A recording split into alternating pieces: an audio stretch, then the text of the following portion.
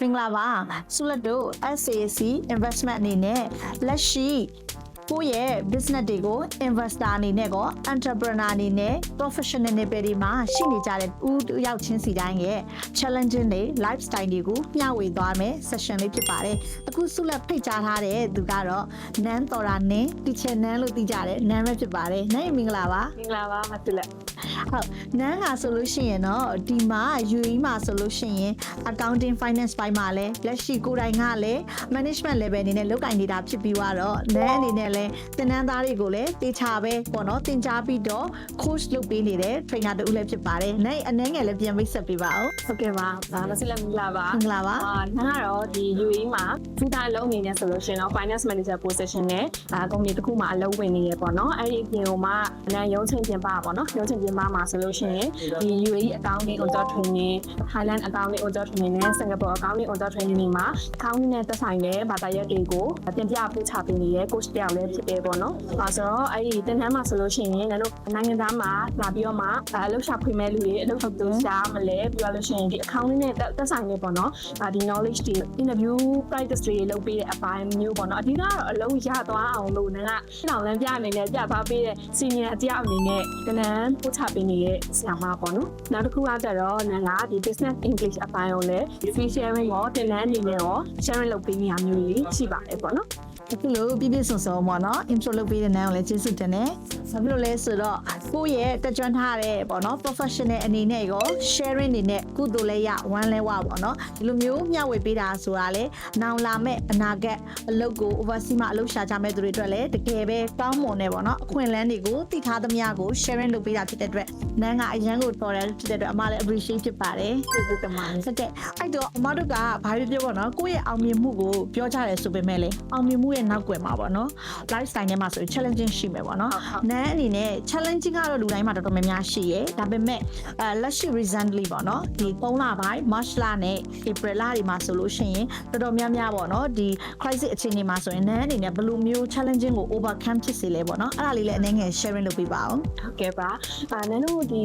UAE ရဲ့အခြေအနေရပေါ့နော် February March ကနေမေလောက်ထိပေါ့နော်တော်တော်လေး crisis ဖြစ်နေတဲ့အခြေအနေမျိုးကိုကြုံခဲ့ရတယ်ပေါ့နော်ဆိုတော့နန်းတို့လိုမျိုးဒီနန်းကဒီစတင်တဲ့အပြင်မှာလည်းဒီမှာလည်း business တွေလုပ်ထားရပေါ့နော်ဆိုင်ဖွင့်ထားရရှိရဲတခြား business accounting service တွေဖွင့်ထားတဲ့ company မျိုးတွေရှိရဲပေါ့နော်ဆိုတော့နန်းတို့လို business partner တေးသေးလေးတောင်မှမဟုတ်ဘူးဒီလို local partnership တွေတောင်မှနည်းလေးစီးပွားရေးလည်းရလာတဲ့အခြေအနေမျိုးတွေဖြစ်ခဲ့တယ်ပေါ့နော်ဆိုတော့အဲ့လိုမျိုးအခြေအနေမျိုးမှာဆိုလို့ရှိရင်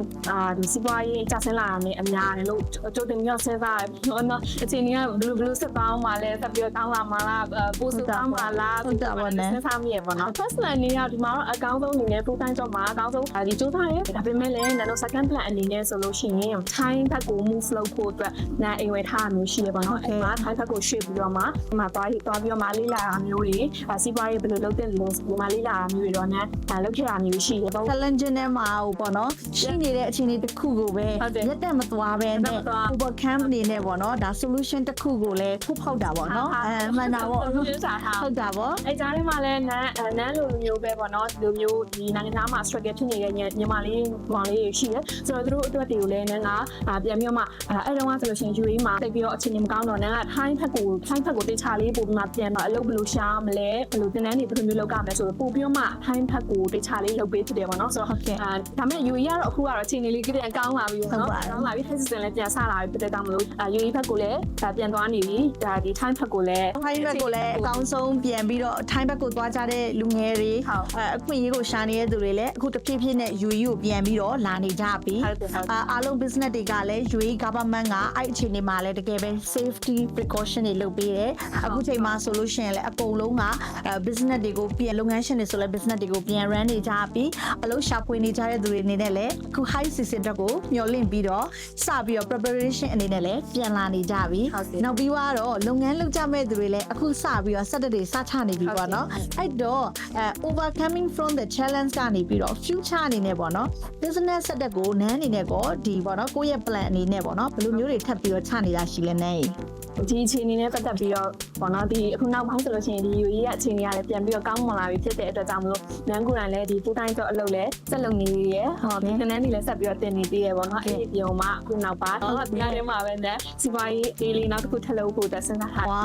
စိတ်ဝင်စားစရာပဲ ဟုတ်ကဲ့ပါစိုင်းဖွင့်ဖို့နန်းလောက်ထားရှိရဲအဲ့ဒါလည်းအများဆုံးတောင်းထဲခေါ်နိုင်မယ်လို့ထင်ပါတယ်ပေါ့နော် 100% မောမှန်တာပေါ့ this month ပေါ့နော်ဆိုတော့အားလုံးပဲအပိတ်ပါအောင်လို့ဖိတ်ခေါ်ပါတယ်ဆိုတော့ ဟုတ်ပါတယ်လက်ရှိအခြေအနေတွေမှာဆိုလို့ရှိရင် UAE မှာဆိုလို့ရှိရင်ပြန်ပြီးတော့ business တွေကလည်းပြန်ပြီးတော့ဖွံ့ဖြိုးလာတယ်ဒါတွေမကသေးဘူး investment investor တွေလည်းပြန်လည်ပြီးတော့လှုပ်ရှားအသက်ဝင်လာတယ် UAE government အနေနဲ့လည်းဒီပြီးခဲ့တဲ့အခြေအနေတွေမှာ overstay တွေ visa တွေပေါ့နော်ခက်ခဲကြတဲ့သူတွေအတွက်လည်းဖြေလျှော့တာတွေရှိသွားတယ်ဒါအပြင်ကမှပြန်လာကြမဲ့သူတွေအတွက်ကိုလည်းအလုပ် opportunity တွေကလည်းစနေတာဖြစ်ပါတယ်နောက်ပြီးတော့နန်းတို့လိုမျိုးစီးပွားရေးလုပ်ငန်းရှင်နောက်ပြီးတော့လို့ရှိရင်ကိုယ့်ရဲ့အလုပ်ကိုတနေရာမှာလည်း full time လုပ်နေတဲ့သူတွေကဆိုလို့ရှိရင်လည်းတနေရာထဲမှာရက်တန်သွားတာမဟုတ်ဘဲနဲ့အသစ်တွေတင်ယူရင်းနဲ့ပေါ့နော်ပြောမယ်ဆိုလို့ရှိရင်တော့ risk ကိုယူနိုင်မယ် စီနိုင်ရ နောက်ပြီးတော့လို့ရှိရင် experience တွေကိုလည်းမစုံမနစ်နဲ့ပေါ့နော်ဆက်ကြိုးစားသွားမယ်ဆိုလို့ရှိရင် UAE ရဆိုလို့ရှိရင် safety ဖြစ်တဲ့ environment ကောင်းလည်းဖြစ်တယ်ဒီလိုမျိုး environment တွေနဲ့အတူကိုယ့်ရဲ့ဘဝ challenging တွေကိုအခက်အခဲတွေကနေပြီးတော့ကြော်ဖြတ်ပြီးတော့အောင်မြင်မှုရှိရဲ့နန်းလိုမျိုး experience ရှိရဲ့ professional တွေကိုလည်း SAC investment ကနေပြီးတော့တကယ်ပဲဖိတ်ကြားပြီးတော့ပေါ့နော် talk show လေးတွေတယောက်နဲ့တယောက်ပြောရမယ်ပေါ့နော်ဒီစကားဝိုင်းလေးတွေကိုစပြီးတော့တင်ဆက်သွားမှာဖြစ်တဲ့အတွက် stay tuned မှာလို့လာမယ့် episode တွေကိုလည်းမျှော်ဖို့အတွက်ကိုဖိတ်ခေါ်လိုက်ပါတယ်